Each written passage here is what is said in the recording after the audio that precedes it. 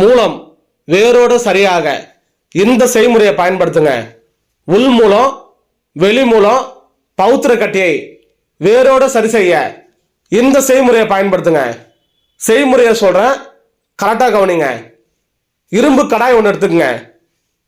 3 teaspoon நல்லெண்ணெய் ஊற்றுங்க.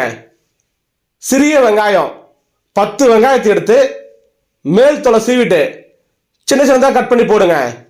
நல்லா வதக்குங்க.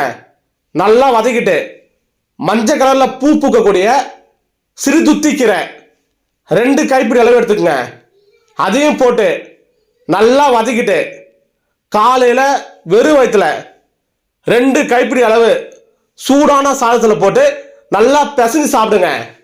5 நாள் மட்டும் பயன்படுத்துங்க. 5 நாளில் உள் மூலம் வெளி மூலம் பௌத்திர கட்டி வேரோட சரியாகும். ரத்த மூலமும் சரியாகும்.